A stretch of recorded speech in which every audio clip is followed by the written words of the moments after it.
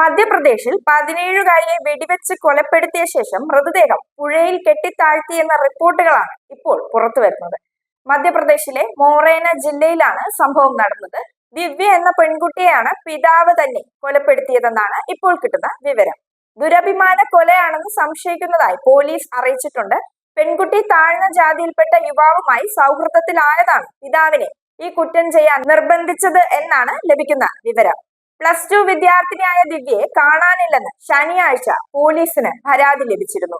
തുടർന്ന് നടന്ന അന്വേഷണത്തിൽ പെൺകുട്ടിയെ പിതാവായ ഭാരത് സിക്കാർവർ മൃതദേഹം പ്ലാസ്റ്റിക് ചാക്കിൽ തട്ടിക്കൊണ്ടുപോയി വീടിന് 30 കിലോമീറ്റർ അകലെയുള്ള കൂൻവാരി പുഴയിൽ കല്ലുവച്ച് കെട്ടിത്താഴ്ത്തിയതായി പോലീസ് കണ്ടെത്തി. ചോദ്യം ചെയ്യലിൽ പെൺകുട്ടിയുടെ വീട്ടുകാർ പരസ്പര വിരുദ്ധമായി സംസാരിച്ചതാണ് പോലീസിൽ സംശയം ജനിപ്പിച്ചത്. ആദ്യം ഫാനിൽ നിന്ന് ഷോക്കേറ്റതാണെന്നും പിന്നീട് ദിവ്യ ആത്മഹത്യ ചെയ്തതാണെന്നും വീട്ടുകാർ പറഞ്ഞിട്ടുണ്ടായിരുന്നു. എന്നാൽ ഫോറൻസിക് പരിശോധനയിൽ തലയിൽ വെടിയേറ്റതാണ് മരണകാരണമെന്ന് കണ്ടെത്തിയതോടെ കള്ളം പൊളിയുകയായിരുന്നു. എന്നാൽ വെടിവെച്ചതാണ് മരണകാരണമെന്ന് കണ്ടെത്തിയപ്പോൾ പെൺകുട്ടിയുടെ മാതാപിതാക്കൾ വീണ്ടും മൊഴി മാറ്റി. ദിവ്യയാണ് വീട്ടിലെ സാമ്പത്തിക കാര്യങ്ങൾ കൈകാര്യം ചെയ്യുന്നതെന്നും അമ്മാവന്റെ പേരിൽ അവൾ തന്നെ തോക്ക് സ്വന്തമായി അലമാരിയിൽ സൂക്ഷിച്ചിരുന്നുവെന്നുമാണ് മാതാപിതാക്കൾ പറഞ്ഞിട്ടുണ്ടായിരുന്നത്. ഇതേ തോക്ക് തന്നെയാണോ കൊലപാതകത്തിന് ഉപയോഗിച്ചതെന്ന് പോലീസ് പരിശോധിച്ചു വരികയാണ്.